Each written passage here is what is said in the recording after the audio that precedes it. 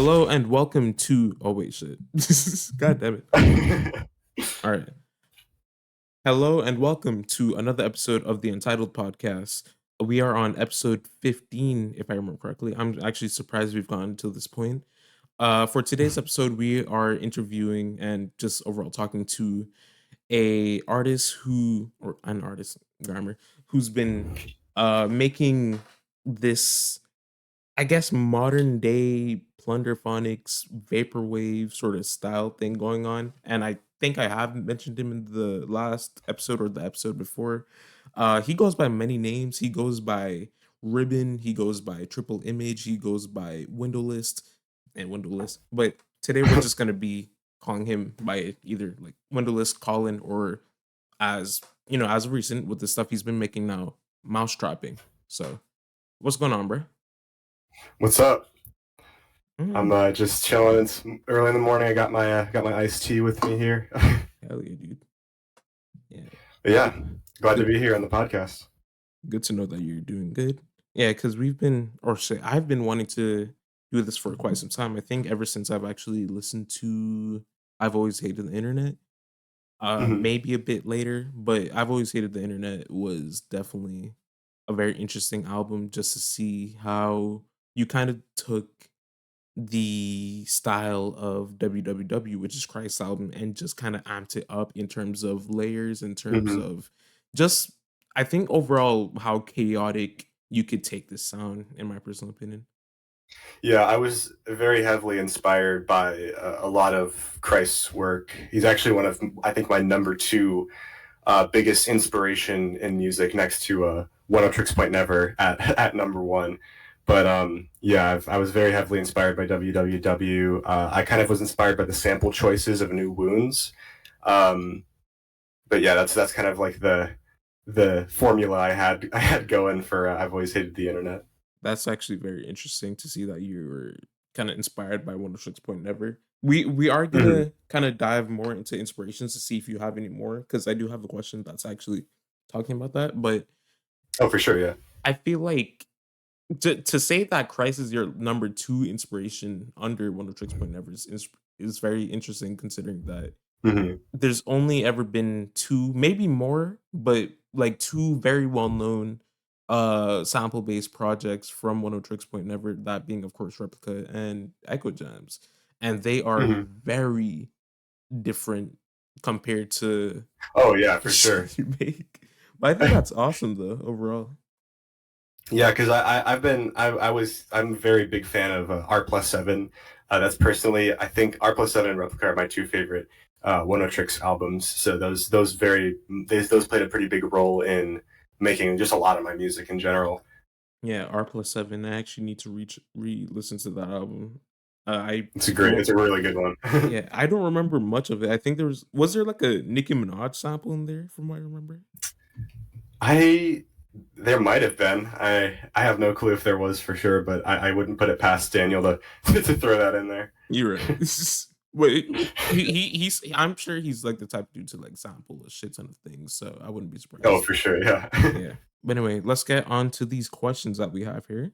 So the first question I have for you is just how did you get into music as both a producer and just an overall like person who's passionate about it, considering you've been making videos talking about music, and of course you've made albums, under Ribbon, where you do like more electronic Mhm. based stuff. You do plunderphonics. Hell, you have like a duo. You're part of duo with Corpse Wax under the name Yep. Toolgun. Like, just how did you get into music overall? So it started at a very young age. When I was like probably around 5 or 6, I remember hearing Crystal Castles on the radio or something. Back when I used to live in Michigan, and I used to hear that song at the time, and it's kind of just ended up being a huge staple in like the kind of stuff that I make.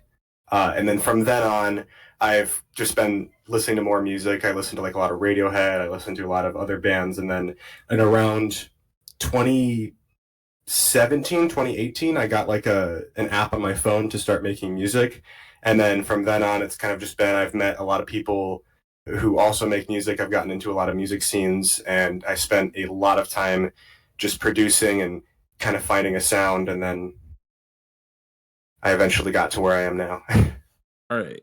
That's it. I feel a bit envious. There's just something when I hear like people like getting to music at such a young age, because I've gone to music around, like, if I were to say like deeply like passionate into music, I gone into music around like 2021, around the age of like Mhm. 15 or 16, where I listened That's to around the like, time sorry, go ahead. no, you go, you go.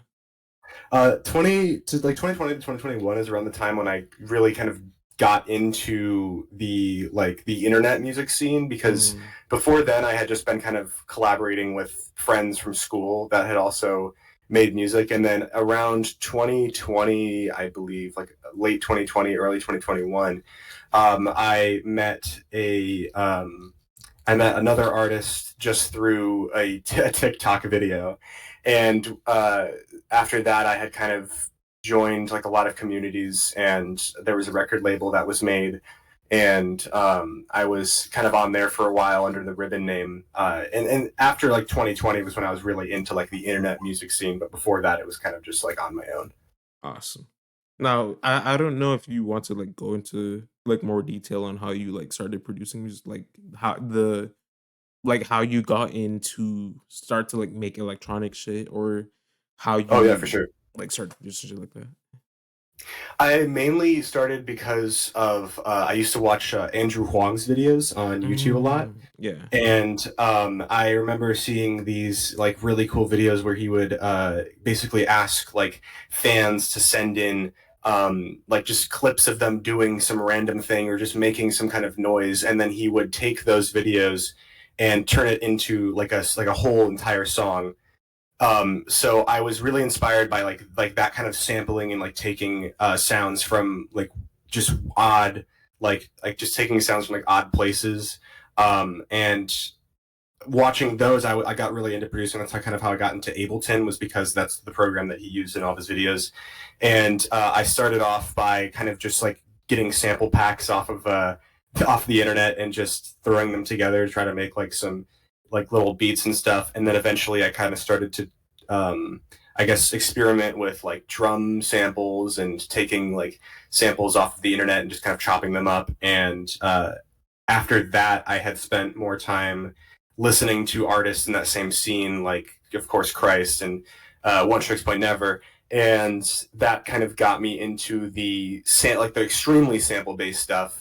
And for a while, I was going under the Rybbon name, but I knew I wanted to do more just like full on sampling stuff instead of kind of the art pop stuff I was doing on that under that name.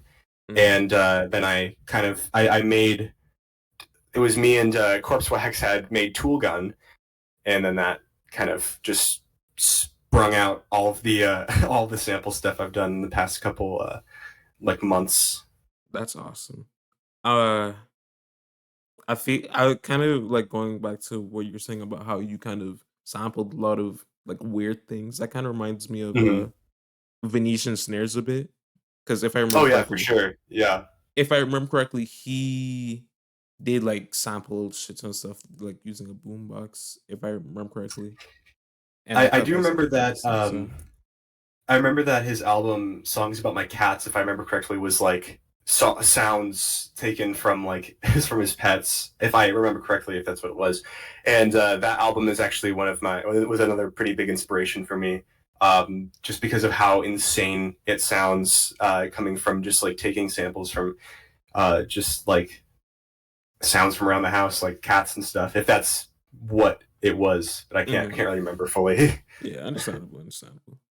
Mm. Shoot.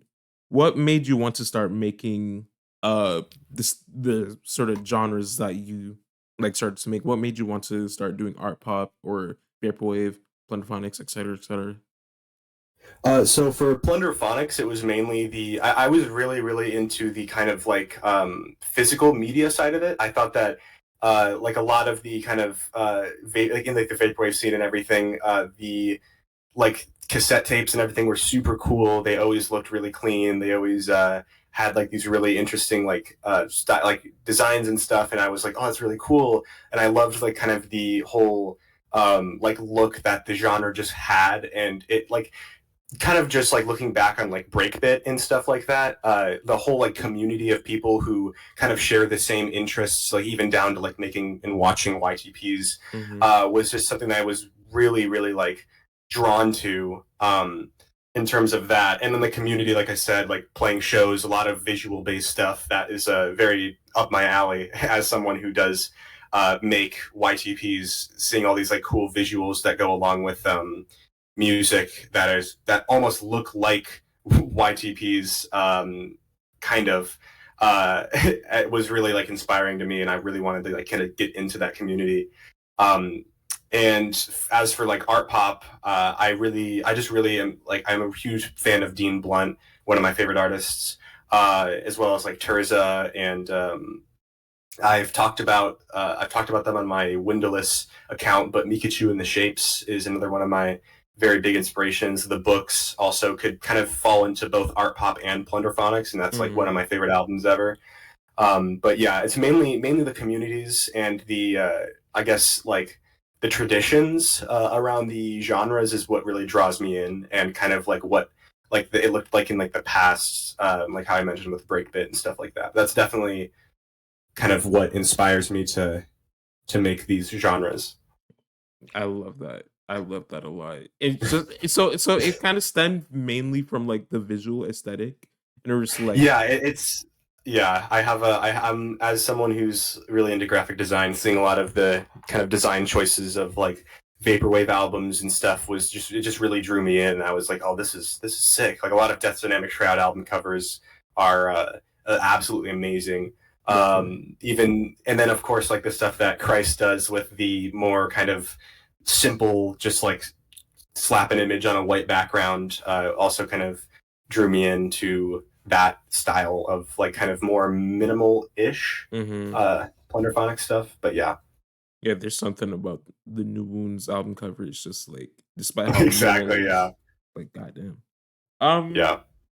Yeah, I tend to do graphic design now and then. I would love to continue doing it, but I'm just not as inconsistent. I'm not as consistent on doing it compared to just making music or even trying to write a script or anything like that. So I think it's awesome to see how someone could take visuals and just kind of like pair up like music with it. I know it's not that much of a unique sort of concept, but more specifically in the vaporwave scene, especially with a lot of people who are very big fans of Christ, kind of yeah, like making their own slideshows or just kind of like adding something unique, making their own sort of thing. I think that's fucking like beautiful. So yeah. It's really cool seeing some of the other artists who've come out of that circle and have made like especially kind of the whole post-internet genre that's been getting thrown around recently with like Raw and the Void and Dynamatic, and all those artists kind of have been on my radar for a while now. After kind of getting placed in that circle, I've been checking out a lot of those albums and seeing like the kind of diversity with like what people kind of make with this genre classifier. It's really cool to see. definitely. I feel like we gotta thank now to say that it's a very popular sort of like name when it comes to the style of like sample based music is definitely not really the case. But I also want to say thanks, or at least we gotta like give credit to the label Post Internet Music, more specifically Oh yeah, for sure. Dabber Hayes's and Nick Kerr's label, as well as Ian, who made the post on Bluesky talking about this post-internet style, which I didn't even start calling it post-internet until he made that post. I just mainly called it like chronically online vaporwave. Yeah, I think in terms of like what I would personally classify it as, I can see how the post-internet genre has kind of sprouted with this idea, but when I go onto the Bandcamp tag for post-internet, I usually just get kind of like that mainline vaporwave, just like let's slow down some old samples, and it's one of those things where it's like I'm totally fine with that, but I feel like the genre is more kind of based around like more, I guess, just like samples that are a little like kind of similar, like what I said earlier with like breakbit, where the samples are kind of more manipulated But I mean, at the same time, I've only heard a few of the albums that have shown up on the Bandcamp tag, so I could be completely wrong about that. Yeah. But that's just an observation that I've personally made. Yeah, I've talked to Dynamatic yesterday about it. Uh, kind of him and me and him kind of expressing our opinions on the name, where post internet Mhm. is kind of like less about the sound and just more so about like this sort of scene again, just very Yeah. like people who are very like much inspired by Christ. Um, but I don't know personally. I'm not saying that it's Mhm. like a bad name to use, but there isn't much of a definitive sort of sound or style, considering that a lot of people mainly rely on virtual DJ beat grids. People rely Yeah, on like exactly. mashups and sort of stuff like that. So, but overall, I still Yeah. think it's a very cool little thing. So, Yeah, for sure. I think that one of the classifiers that I like to make for this kind of music too is like just I kind of like to throw it in the umbrella term of like glitch music because in terms of kind of how it's manipulated in the ways where it's just like this like especially kind of like byproduct stuff. I mhm. feel like that glitch could be an umbrella term for like this kind of style of music, and I am a huge, very, very big fan of glitch music, so it could also Definitely. just be coming from me liking that genre as a whole. But yeah, I feel like post internet and everything. I feel like if the genre, like, if I were to name like the main genres that are used, it would be like glitch, plunderphonics, and like vaporwave, kind of all just molded together into like just this weird mishmash of music. Awesome. So kind of going back to the intro where we kind of where you had expressed your like inspirations, both Mhm. your top two being Christ and One of Tricks But Never. I just want to know if there's any other like inspirations, whether it be mainly the artists, albums, or even non-music related media that inspires you to make this style of music, Yeah, there's quite a bit. or just I'm overall. gonna I'm gonna throw a couple names out there because there's some artists I definitely want to give credit to.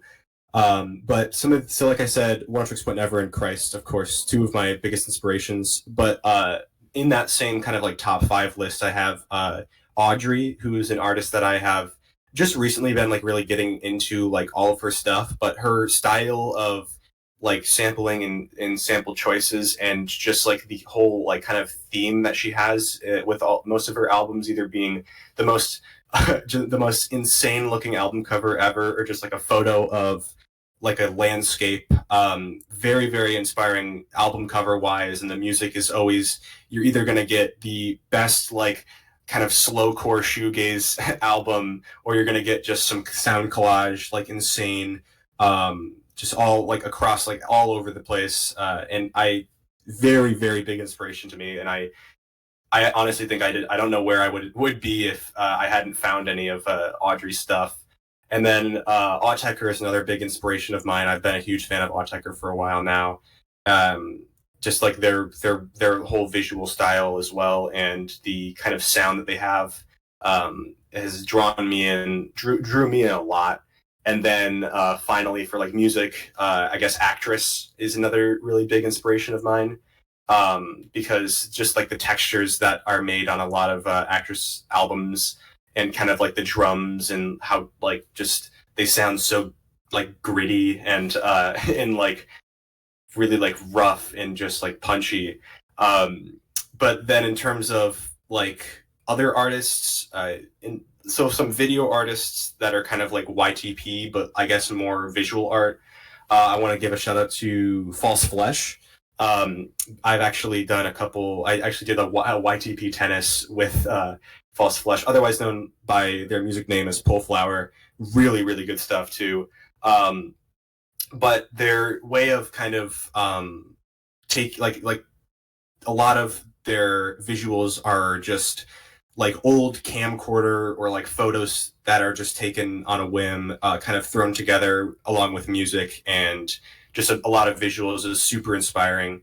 Um, as well as another kind of YTP or visual artist that I want to bring up too is Verity Larson, who also makes makes music as well. But from what I've seen with their stuff, it's also really cool. Like there was this video I think um, my Discord might be. Okay, there we go. One of their videos they have called like Unknown Homes is really really cool. It's a lot of like these videos that were taken with friends just on like a iPhone and kind of thrown together in like this video collage style, like just art piece. It's really really interesting. But yeah, those are some of my pretty big inspirations. That's awesome. Just in general. I haven't really, because like I know you've been like very inspired. Well, not inspired, but more so just like a big fan of like Audrey. I personally haven't listened to any of their stuff, but I know you did promote her work under like I think just mainly like 2 servers that we're both in from what I remember. And that Autechre one should have been like very obvious, but I didn't even know that. I don't listen to I've been a really big fan of Untitled since I think around 2019 when I first listened to Try Repeat A, and that album just hooked me in right away. That's awesome. Like, I need to listen to that. Oh my gosh. Yeah. All right. How did you come up with some of these names? And just overall the meanings of them? I don't expect you to say that for like all of them, but you know, the main ones I have here are just Mousetrapping, Rybbon, Toolgun, tripleimg, and vixxsxual. Yeah, so most of those names just come from me thinking of a word that sounds cool and kind of modifying it slightly, or like the Rybbon name came from just me, like I wanted to release some music and I was thinking of a name to use, so I kind of just looked around my room, and on a kind of like tack board on my wall there was an actual like ribbon for like something I had won or something like that, and I just looked at that and said, "Oh, I'll just name myself Rybbon, but replace the I with a Y." So that's how I got that name. For Mousetrapping, I just searched up like cool internet terms, and I just found it on the Wikipedia page for that. Tripleimg came from kind of just like thinking, "Oh, what's like a cool name for like a visual artist," and that's how tripleimg came about. I was like, oh, I'll add like a number or something in there, and then I'll just put like img, like the file extension, or not file extension, but like when you take a photo on like a digital camera, it always says like img underscore 009. So I kind of got that from there, and then I got visual just from thinking of the word visual and being like, how can I just make this be pronounced as visual, but not. That's kind of, my name's just come up from me thinking of like, oh, does this sound cool? And if it does, I just kind of modify it. That's awesome. And Toolgun, you referenced, did you say like Toolgun already, or was that yeah, like... I think Toolgun, it was me and Corpsewax had made we had started making like our kind of like, we were working on Killcam, and we didn't have like a name for we had a name for the album because we were talking about like how me and him would play Gmod like all night for a while. Like there was like a period where me and him were just up playing Gmod like all night, and so when we made our album, we were like, oh, what if we kind of base it around Gmod? And we were thinking of kind of just Gmod related like things, like that's how we got like kind of Killcam. That kind of just came from like it just was a video game term that we decided to use for the album name. But then Toolgun came from the Gmod item Toolgun. And yeah, and we were shocked to find out that no one had used that name yet. So it was kind of just like we lucked out with that one. Yeah, Toolgun is a fucking cool last name though. It's simple. It's like yeah. And not to mention that you and Corpsewax before Toolgun, y'all already did like a duo project called Dog Computer where it was like less vapor. Yeah. That was that project is not the best. If anyone listening wants to go listen to it, be my guest. But I would say if you want to hear like actual like something that's like good, just listen to Killcam, because Dog Computer was made mainly because I was just like, oh, we should do a duo project, and then we just like threw together the Dog Computer the 2 Dog Computer albums, and after that it was like we went back and listened to them later and was like, yeah, this shit sucks. Hey, that's how it be. Sometimes you gotta roll with it. Yeah. But I'm sure because I know you both did like, was it just made like breakcore / footwork when it came to the yeah projects? It was kind of a branch off of the whole like Limp Pumpo ripoffs kind of thing, because there was a bunch during that time. We were like, oh, let's just do something that's like kind of serious but and not like Limp Pumpo related, but Yeah, let's make something. And we did, and it was still like under that kind of, I guess, um umbrella. like, yeah, under that like umbrella of like style. But it's definitely something that we both aren't the most proud of, but it exists, and we decided to just keep it up because why not? Yeah, of course. I will say though, it's very interesting to look at the sort of aesthetic both of you are going for. It was like the screenshots, with the first Dog Computer album being like a screenshot of like Microsoft 9. Isn't Yeah, it's yeah, not yeah. 95, but XP or some shit, I think it was, right? Hmm. And then the next one Yeah, being it was XP. Windows, was it I think it was 7? 7. Yeah. Yeah. Yeah, I think you could We definitely like bring that sort of style back for like new projects. Maybe I'm Mhm. not here telling you what to do or anything like that, but I feel like it's I, cool. I've been considering bringing back kind of the old computer stylizing. One of the main reasons why we use that in the first place is because me and Corpsewax have this kind of grudge against people who call everything that has gloss Frutiger Arrow.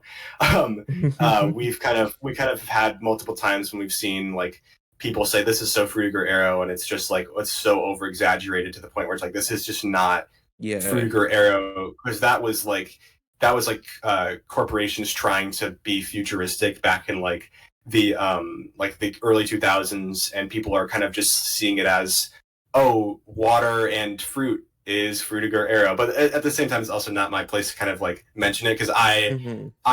I know that Corpse Box knows more on this on the subject than I do, but that's kind of like our observations that we've had. Yeah. Um, and Frutiger Arrow is still something that I think is cool. Like it usually it looks cool a lot of the time, but it's just kind of what people. It's kind of becomes like not what it originally was, I guess. Hmm. But again, it's not something I'm like too. I'm not too worked up about it. It's just like I've just been noticing it, and I'm like, oh, ha ha ha, let's make Dog Computer, and we'll have like Windows 7. So we kind of did that. But yeah, we've had that we've had the talk about Frutiger Arrow many times. Yeah. I definitely think it's uh I think this is kind of like mainly TikTok's fault in some sort of way. Not saying that TikTok Yeah, is yeah. not saying that TikTok is like bad overall. I still use it from time to time, but it's more so the fact that with like the mislabeling of, or at least not, Exactly, yeah. yeah, not from my point of view, right? But considering that, when it comes to like genre names, a lot of people tend to not care. I personally don't, Mhm. considering that it's just a waste of time to kind of Yeah, like go through, not saying that it's bad and I don't think anyone should do that, but considering a lot of people would call like drum and bass, breakcore, mainly because of how it exactly, has, yeah. drums and bass, of course, right? Or just like Yeah. breaks around. But um That's an interesting one, because I yeah. remember one time I found a like it was like a breakcore mix on YouTube, and one of the two of the songs in there were actually from the Minecraft soundtrack, and one of the songs was April 14th by Aphex Twin, and I thought it was a joke, but it was dead serious, and it was the funniest thing I'd ever seen, because That's April 14th is a piano ballad, so I don't really know how they got breakcore from that. yeah. It would make sense if it was something like Cockford 10 or Yeah, fucking exactly. just a lot of the stuff that's on drugs mainly. But Yeah. I think it's also kind of funny considering that when it came to Dark Computer and how it's just mainly like a screenshot of how both albums are just like a screenshot of like, Windows XP or Windows Hmm. 7. There has been another album that I do remember seeing. Haven't listened to it personally, but I think it was like top 10 like fish moments or something similar where Oh yeah, it, I it was love that album. it was ambient and it was like that is one of the most randomest covers, but you know what? I actually Yeah, do think it's kind of nice.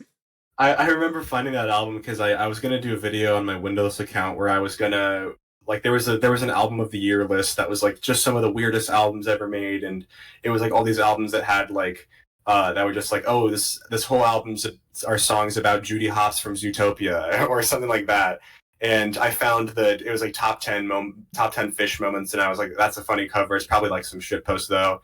And I listened to it, and it was like this really cool ambient project, and I ended up really liking it.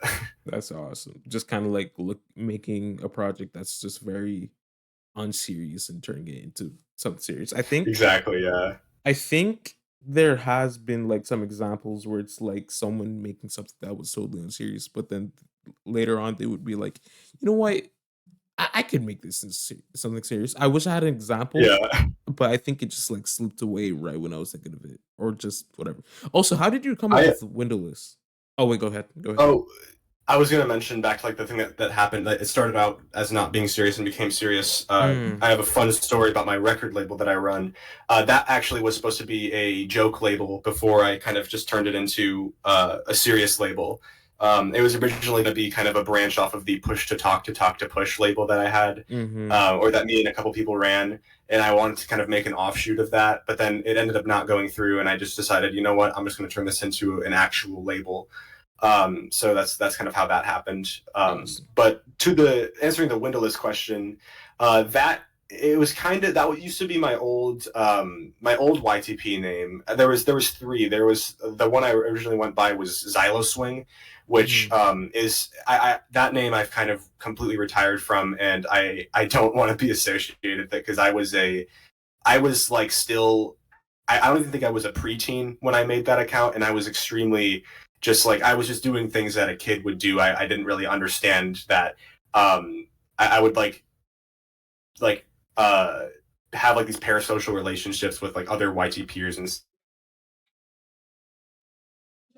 but then windowless is kind of like was kind of like the second version of that. But I was more kind of like I want to into something that I can just post like video essays and like music related topics on. And it started off as like a YTP account, but eventually I started posting like kind of these video essay style videos and some like I've done some skits on there, specifically New Car and Joey Force, and yeah, it kind of turned into like a music kind of related page. All right. Because that was also like another like name that I completely forgot to add for some reason. So, but yeah, That's all that's good. cool. Though. I'm sure. Has Yeah. there been any? I'm not asking for like any specifics, but has there been any other names that you worked under, but it's that I didn't brought up or anything like that? There is a couple. There's one that I would love to mention, but I probably won't just for the sake of the other person who was in the project with me, kind of wanting to distance themselves from the name. But I had this kind of joke project that was it was like all of these people in like this record label group kind of got together and made a bunch of these kind of shitpost albums, and they all had like this theme to them, and a lot like each album had like a different collaborator and stuff, and it was a really fun time. But I'm not gonna say the name or bring up what it is because I just don't think the other person that I worked with wants it to kind of be out there anymore. So I'm just gonna keep that kind of on the back burner.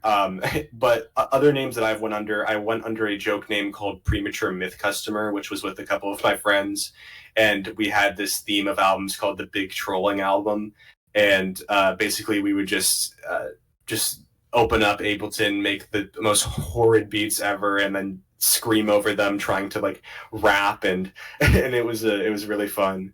And then there's a lot of kind of side projects I went under that really never went anywhere. Like there was one I had called Good Morning, which was more kind of like death dreamy, like just mainline vaporwave.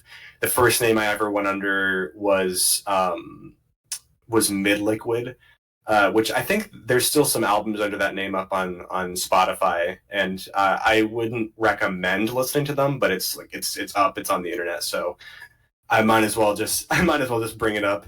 And then there was I think there was one called Active Entity, which was me trying to make Mallsoft music, but it was just really boring.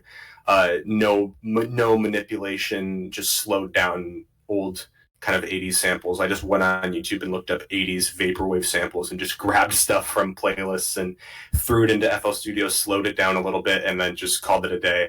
And I released like 7 albums in like the span of 2 weeks. It was quite the interesting project. I'm pretty sure that one's still up too. Yeah. But yeah, that's kind of like the names that I've went under, and there's a lot more than that that I probably am forgetting.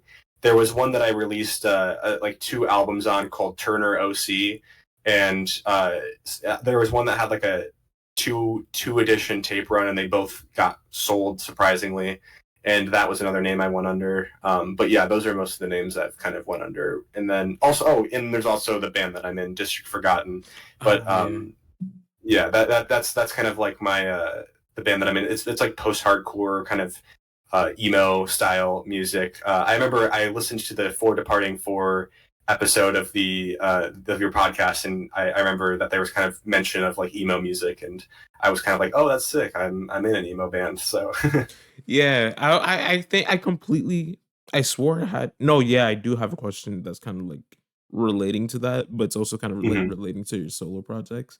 District Forgotten isn't something I've. Well, to be honest, I haven't checked out a lot of your stuff besides like Yeah, Mousetrapping stuff. we don't really Because have anything. We don't really have anything up on the internet yet. We have some live recordings, but the only album we have up on our Bandcamp is not the best. We recorded it. It's a full improvisational album. We made the album just on the spot, and it's mixed horribly, and we don't ever play any of the songs off of it anymore. It's just not like a it's not a good representation of the sound we have now. But if you want to hear what it sounds like, what our music sounds like, I would just recommend going on YouTube and just searching up District Forgotten Live and kind of finding um, just any of the live. I think we have a couple. There's like 2 or 3. yeah, The one that I would recommend is there's one. I think it's District Forgotten Live at Decay, and that one's kind of the one that I think we did the best on. awesome. Yeah, I But yeah. definitely need to check out District Forgotten at some point, along with like some of the other stuff that I did mention, like visual. I know Mhm.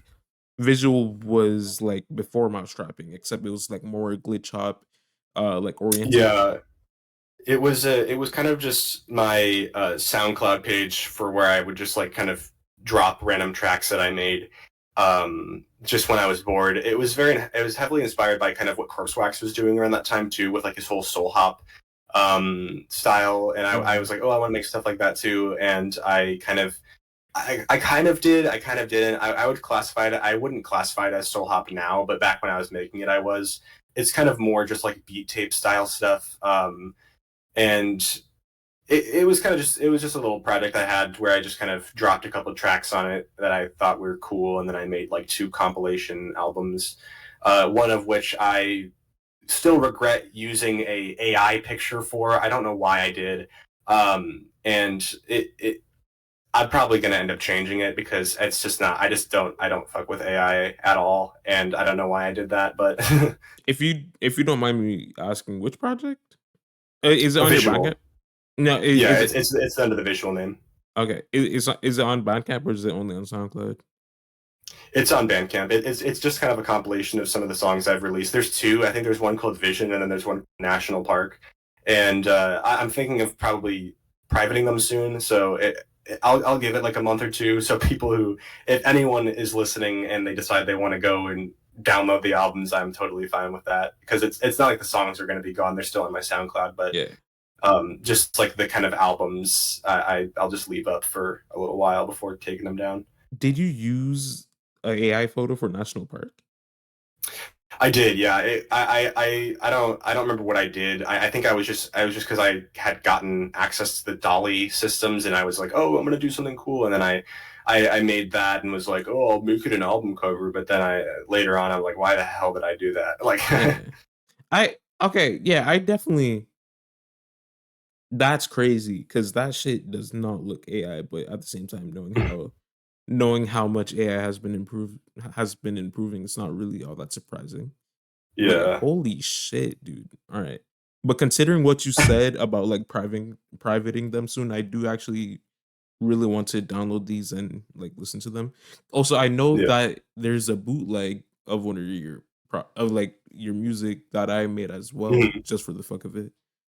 Yeah. So yeah. How do I say that? But yeah. All right. That It's all good. that segment for that question did not need to be that long, but hey, it's still cool. But anyways, do you consider mousetrapping to be your main slash primary solo alias? No?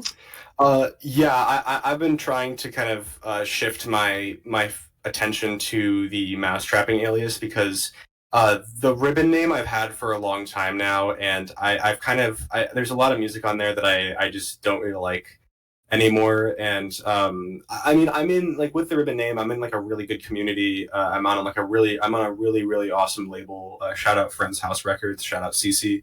Um, and kind of retiring from that name is it's a little hard to do, but I feel like I'm just going to kind of keep that as my side project and start focusing more on Mousetrapping as like my main project. Mm-hmm. Uh, and yeah, so I think, and also on my Rate Your Music page, the Rybbon name has kind of been the landing page for all my music, and I don't know if it's able to be switched over to Mousetrapping, but if I can figure out if that could be possible, I'm gonna try to get that because it's just a name that I feel like I'm starting to kind of want to distance myself from, and I kind of want to focus more on like the Mousetrapping stuff. So yeah.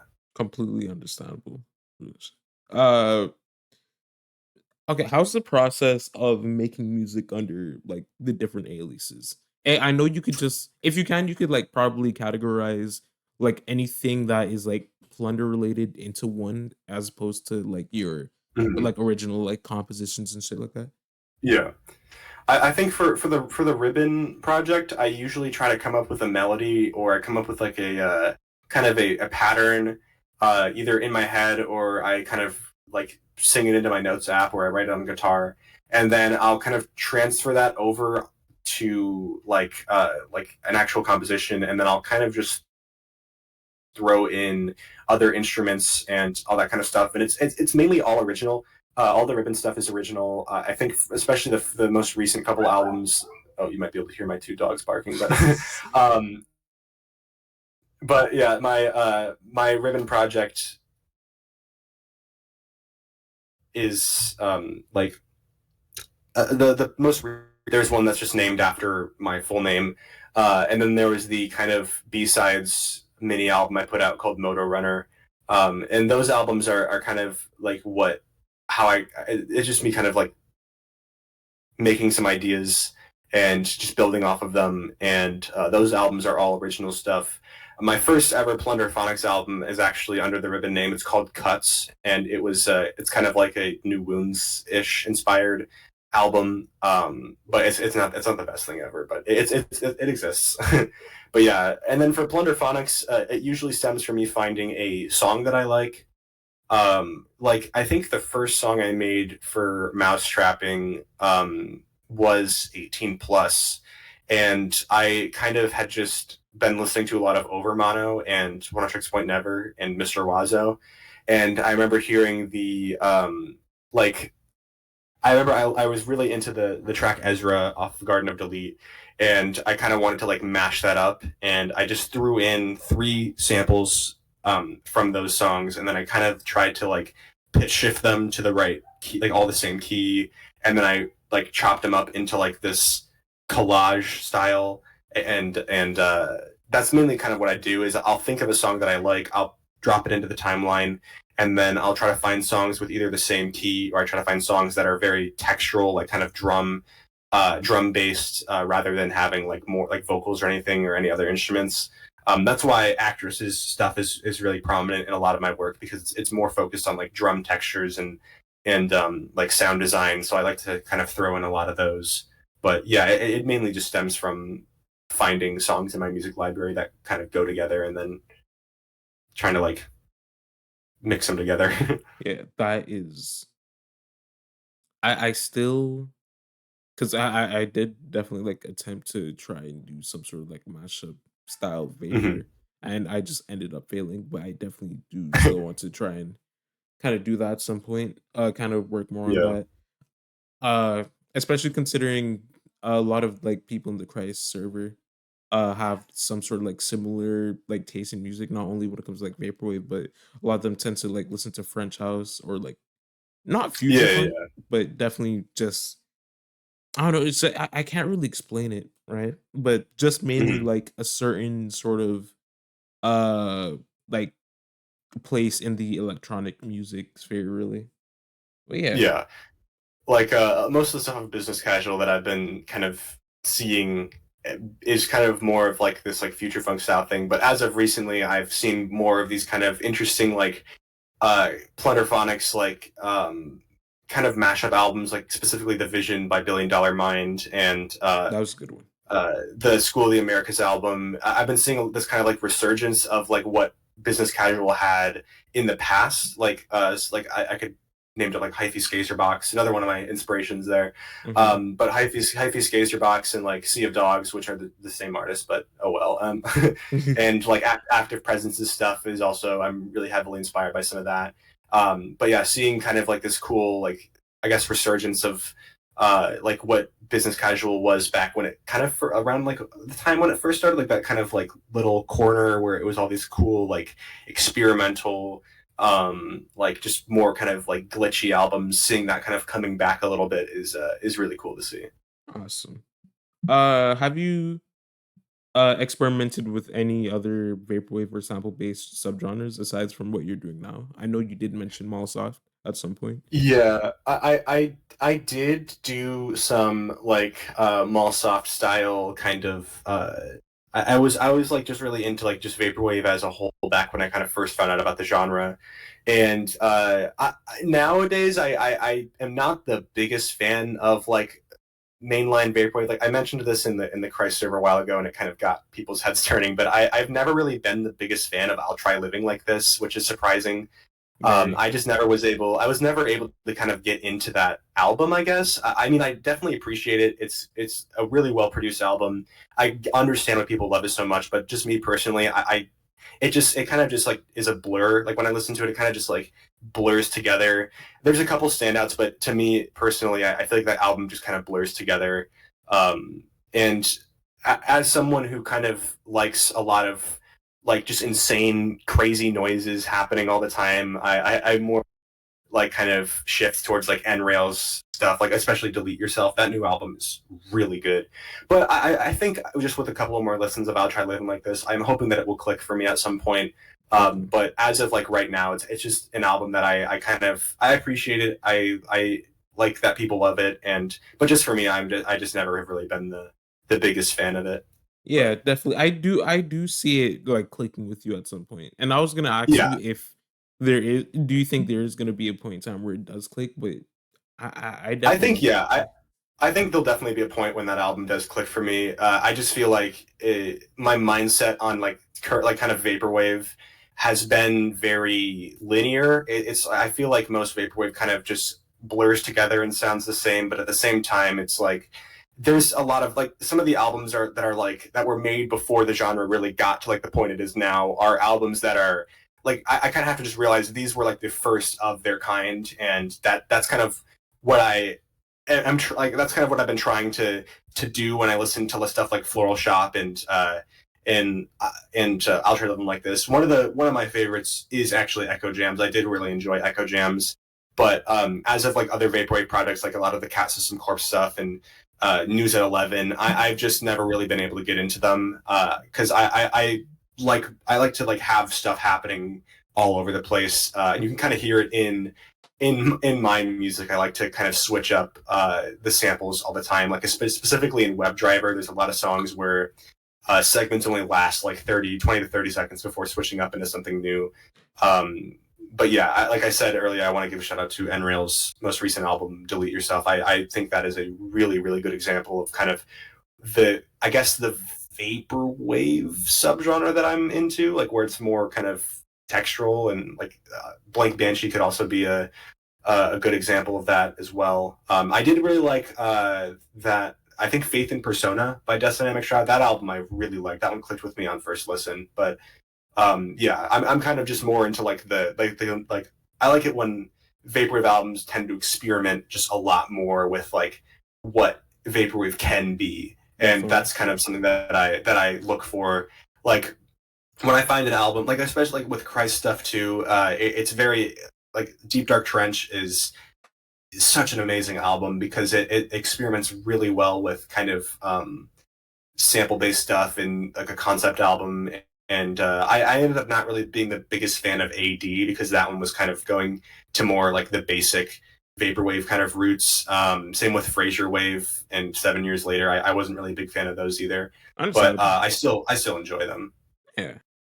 A part of me was actually kind of surprised you didn't like AD all that much, but Yeah, I have the tape for it and everything. Like I ended up getting the tape, but it's just not an album I come back to that often because it's just kind of like I feel like that album has the same situation as I'll Try Living Like This, where it kind of just ends up being like one big blur, except for like Newsworms, which is that song is amazing. I love it that is song, but the rest of the songs on there, except for like a couple standouts, are kind of just like a blur when I listen to it or when I listened to it. definitely, definitely. Hmm. Um, how do you? I feel like you've already answered this question actually. Just mainly, how do you choose the samples you're gonna use for your music? I know you already talked about Hmm. going into your own like massive like offline like digital library, Yeah, yeah. and I think that's I actually crazy too. So I usually like most of my samples is all my songs almost are usually based around one sample that I enjoy. Like I could name a couple. Like Writer's Fetish was based off of the song Reddit 124 by Actress, and that was like that was the only sample I had in mind when I first started making the song, and then every other sample that I add into a song usually comes after I kind of manipulate that first sample. Um, and so I'll throw in the first sample, and then I'll go into my music library and just kind of shuffle through some of the songs I have until I find one that I think would sound well with the other sample I had already messed with. So I'll go in there and I'll kind of throw in like I went in there and I throw in like a Mr. Wazo track that's drums, or I really like the song. What was it called? It's off of All Wet. I gotta try to go find it. I think it's the last song on the album. It was sampled in Toolgun. Useless. The song Useless. That song's like drum textures is like usually what I kind of look for. Uh, where it just starts with drums and I can kind of just like take that loop and just throw it in as its own drum loop. Um, I haven't really done like taken samples from like sample packs. I try to make all of the mousetrapping stuff purely just only sample based, and no like other instruments, which I want to try experiment soon. But as of right now, I've kind of been trying to make everything like as a challenge for myself, trying to make everything out of only samples and trying not to like go and like just grab some splice sample and launch it in there and just yeah. Because yeah, I love it when people like look for the like are looking for the samples. It's really cool seeing like especially in like the Toolgun server, seeing people say, "Hey, what's all the samples in this track?" And then people like looking for them and finding them. It's just really cool to see that kind of yeah, happen because it's like it shows like appreciation for the music, and it's just really cool to see. And I really greatly appreciate the community that kind of has been made from just this stupid project that I had just decided to release. I think it's better when you notice a sample. I know that's kind of like Yeah, when you're someone who's already like very like passionate about like sampling in music and you just notice something just by hearing it in the songs like wait a minute, I heard that before, right? Especially yeah, when I was listening to WebDriver, I noticed you tend to sample a lot of like already like although mainly like around like the internet, you already sampled like a shit ton of like very well-known stuff. You sampled yeah, like yeah. Tyler, you sampled Outkast. I think you sampled Lil Jon on I was listening to the song like where oh yeah, Life's a Window Liquor. Tyler Mhm. the Creator, Dochi. Did I say Devon Hendrix?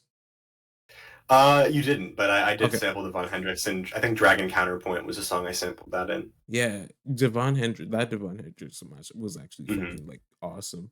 But yeah, it's also like very nice to kind of like ask what type of like sample that you use mainly because you just like how it sounds or it's like oh my gosh what is that Yeah, sample. I usually for WebDriver specifically, I was kind of going for like Girl Talk inspired project. So I was going and finding like popular songs that people would recognize, and I kind of made that album as well because I had like a good chance to make something like that because I joined that album in a week challenge. I was like, oh cool, I can make an album of songs that will be like fun to play live because that people are gonna like recognize the samples. I can show this album to people when they ask about my music, to where it's not like they're not gonna get bombarded with like just these crazy like IDM songs mixed with other things. Like you can listen to WebDriver, especially the last two songs, and kind of like laugh along with it. Like you have like the DMX sample over "No Surprises" by Radiohead,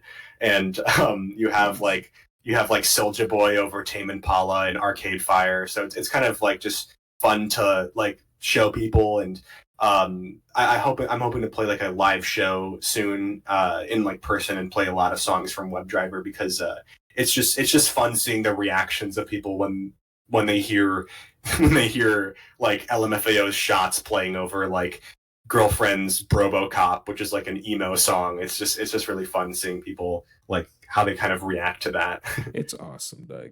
I really hope you start doing that live show sometime soon because I cannot wait.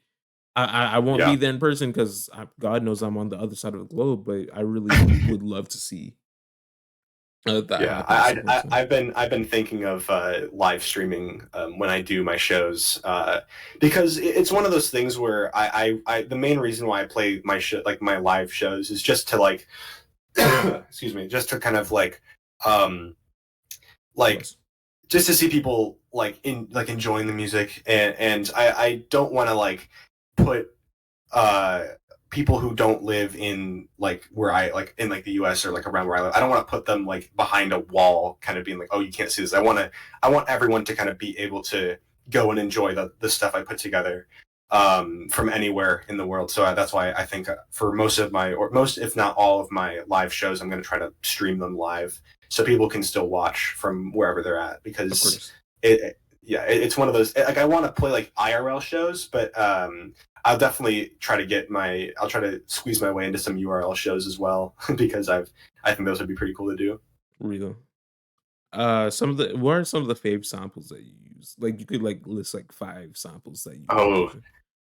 most of the samples that I like have actually some of the stuff I've been working on for new music. But as of the stuff that I have currently released, I really liked I'm Web and This Is My Driver. That one I always end up kind of coming back to and just like looking back on it and being like, this is the stupidest thing I've ever made, but I love it. I liked what I did on the song from Killcam, Murderer. Like I actually came back to that same sample in the Toolgun station on Killcam song from WebDriver. It was the kind of mashup of Kobe Say, I think it was Permeated Secrets over 17.5 by Post Photus and Tarifa by Torn Hawk.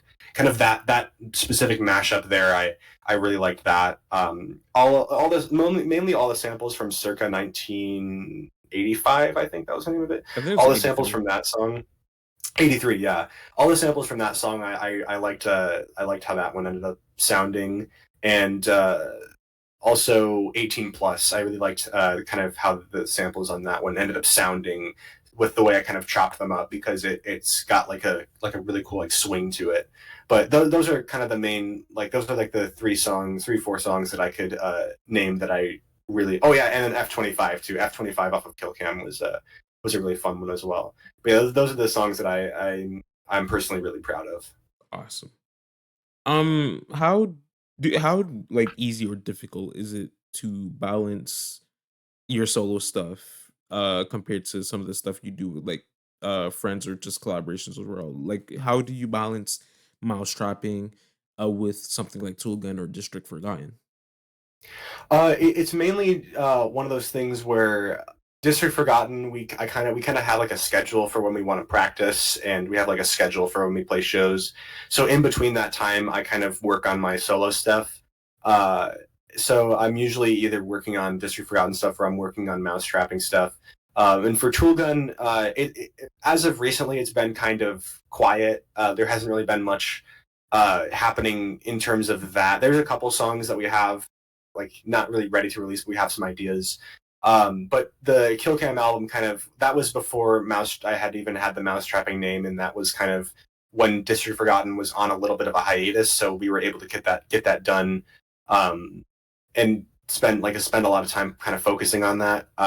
But as of right now, there isn't really there's not a Toolgun album in the foreseeable future. It's kind of whenever we get some stuff done, we'll end up there'll definitely be a new one within the next year or so. But as of right now, it's kind of just on the back burner, and I'm focusing more on District Forgotten and Mousetrapping stuff. But as of recently, I think District Forgotten is going to be going on a short hiatus, so there should be more time to kind of work on some other projects. All right. Understandable. All right. So this one, I feel like it shouldn't be all that much of a surprise. When the first time you've actually released I've Always Hated the Internet, you've gotten the interest of Christ himself after you dropped that Yeah. album. So I just want to ask, how did it feel when that album was on Business Casual? That's a good question, because that is something that I thought was extremely surreal. Because since I started making music, in kind of this vaporwave scene back in, I think it was 2020, I had my eye on Business Casual, and I was like, this is the label that if I were to release something on, I would absolutely love to release something on here. I sent in 2 demos since that time, and they were both absolutely horrible. They would not have deserved to be on that label, but I did send in 2 demos back in 2020, 2021, and I thought that out of all the labels that I had kind of had my eye on in the vaporwave scene, Business Casual was the one that I always would say this is my favorite. And it was mainly because of the whole styling of it and the way that tapes looked, and kind of the artists that were on that label. So when I had kind of got that, not really the message, but when I uploaded, when I kind of released I've Always Hated the Internet, and I remember I posted it in the Christ server under the music channel, and John himself said really good, banger after banger, and I was like, what the fuck? I was in kind of shock, and then I was like, all right, well, I'm gonna send in a demo, because maybe this is my chance. And I sent in a demo, and I got a message back, and then the CD kind of became a thing. And that whole it's still really crazy to go onto Business Casual and see my album on the list of albums, because it's something that I have been wanting to do since I started making music as a whole. So it's really, really cool seeing that kind of come to fruition. Yeah, because I think in terms of Bandcamp labels, Business Casual is definitely, I don't know, because when it comes to other labels that even I as an artist, and kind of from when I had sent over my own demos to other labels such as World and Collapse, Bogus Collective, and other already very known labels, it's just kind of I think there's more of a chance of you getting into those labels as opposed to something like Business Casual, not only because of the amount of people that are probably already giving their stuff in, but also mainly because there's such a certain sound. Although there is varying genres, it strays from French house, future funk, ambient, etc., but there's such a specific sort of sound or vibe that you gotta go for it to send over a demo to get it accepted onto Business Casual. It was kind of because I had sent in the 2 demos to Business Casual, and I was like, all right, obviously those kind of didn't really go anywhere. And then it was after John had kind of acknowledged the album that I had made that I was like, oh, this actually might be a chance for me to send in a demo and possibly get a release. So I kind of I just jumped that opportunity as soon as I could, and I was lucky enough to get a spot on the label. And I don't know if my other albums are going to be on that label. I think it was just kind of one the one album thing, but it's still like I am super super appreciative of it, and I'm want to give a huge shout out to John for working with me to get that album out on there, and it kind of it drew in like out of all the music I've ever made, it's drawn in the biggest I guess fan base of any of my music, and it's extremely cool to see kind of people listening to the album, and it like there's people who the album has like resonated with them like on like a super high level, and it's just so cool to see that happen. And I never thought that it would end up getting this much attention, I guess. And it's kind Yeah. of like weird. It's kind of like weird. I look at like I like will sometimes open up Rate Your Music, and I'll see like all the reviews on the album, and I'm just like, holy shit. Like it's just crazy to like it's like surreal. Yeah, it's awesome, But truly. I'm extremely appreciative of everyone who's listened to the album and like enjoyed it, and like there's people who said like this album is like so resonant with me, and they gave it like a 5 out of 5 stars. It's like it's so surreal. All right. But I'm super super appreciative of all of it. Yeah, of course. Like it like I've always hated the internet is probably like one of the most unique projects I've heard as of recent. Uh Thank you.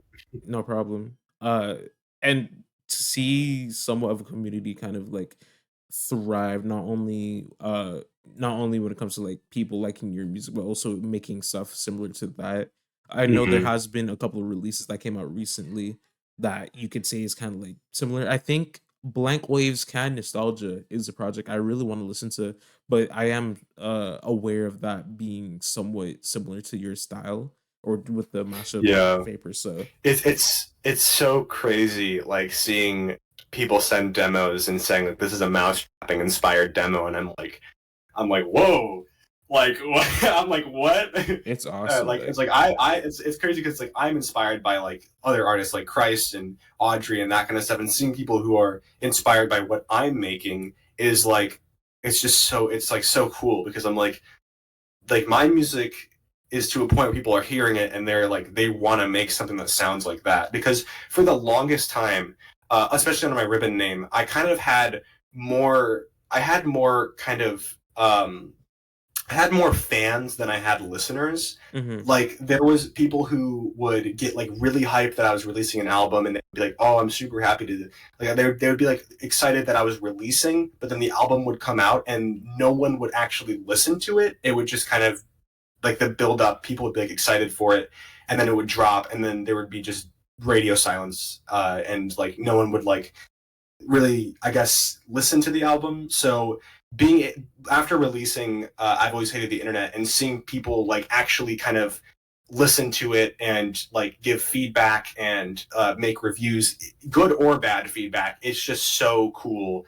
And it's been like the main reason why I make music is to like kind of get like for someone to listen to that music like and like it like they get inspired by it or they enjoy it, and that's what I've been trying to do with all my music. And since most of my old music was more just like people would be like, oh, I'm excited for the release, and then it would release and then it would not get listened to, which isn't like it's not like a bad thing. Like it's like understandable because the people who listen to my music were also like in other music communities with so much stuff releasing that my albums would just release at like the wrong time, and Of course. another album would kind of overshadow it.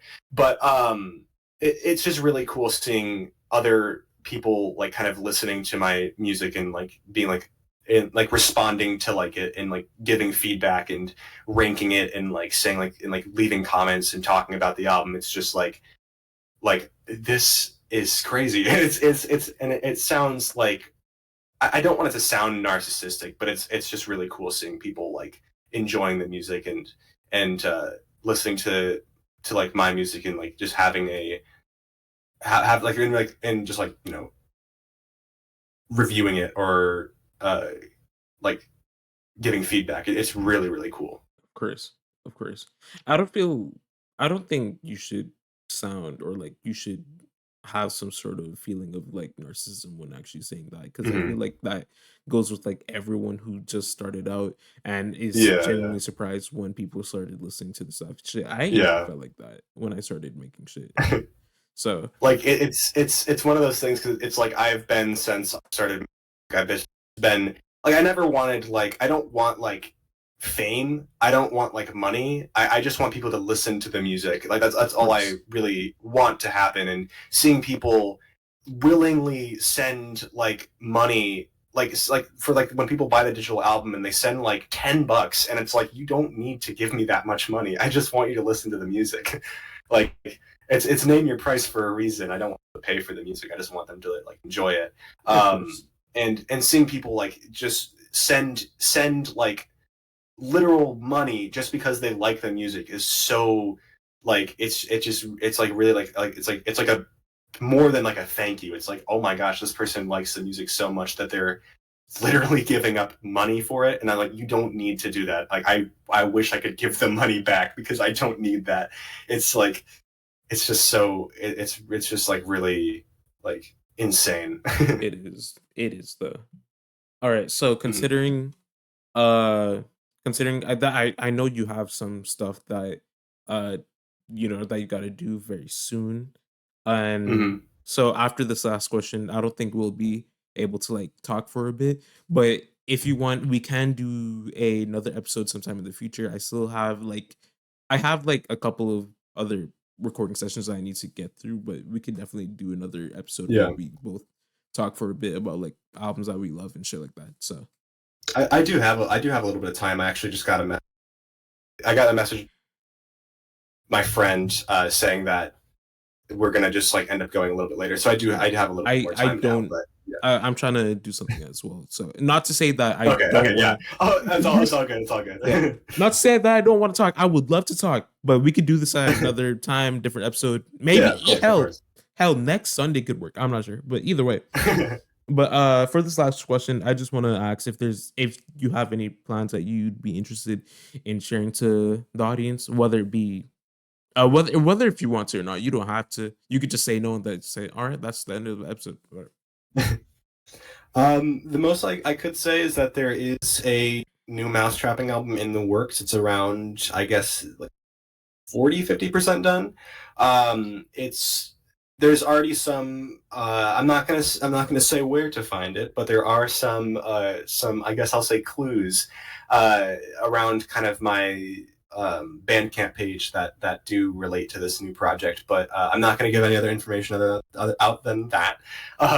And also, there will be definitely some live shows popping up in the next couple months soon. Like there'll be some hopefully some URL shows and some in-person shows that will probably be streamed to YouTube.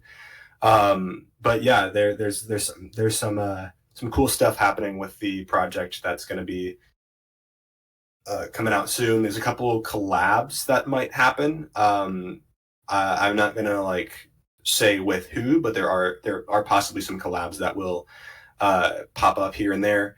But yeah, other than that, it's mainly kind of like the stuff that I've got going on, and there might be some new. I guess triple image stuff, but that's mainly just like whenever I feel like I want to post something cool, I post something to there. So there's never really like a set date for albums under that name. It's kind of just like a willy nilly. Here's a quick EP. Here's an album. Yeah. But yeah, All right. it's most of the stuff. Yeah. Well, thank you so much, Colin, for your time. Uh, No problem. who's for anyone who's listening, please check out Mousetrapping. Hell, check out some ribbon shit or just anything that Colin has created. Triple image, Mm. visual. Even though I'm not sure how long, I'm should be like a month or so for like his Bandcamp release on a visual and shit like that. Check out Mhm. Toolgun. Check out Corpse Wax is almost over. That's like the only Corpse Wax album. I would highly recommend listening to some of Corpse Wax's stuff. He is a fucking beast at producing. He's crazy. He's got some crazy shit. Oh, yeah. Is there like anything else you want to say before we end this episode? Um, I guess just some shout outs to some of my friends. I want to give a shout out to like my bandmates Cameron, Kale, David, some of my label mates like Cece. Give a shout out to all the people that are kind of in the Friends House Records scene. I want to give a shout out to Lomas, give a shout out to just all my friends, really. If any of my friends are listening, you guys are the best. Give a shout out to everyone who has listened to my album. Anyone who had ranked or even have the album in their catalog on RYM, I appreciate every one of you. I give a thanks to you for having me on the podcast. Thanks for everyone in the Toolgun server, just everyone who's interacted with me in the past like couple months. I just want to give a huge shout out to. But yeah.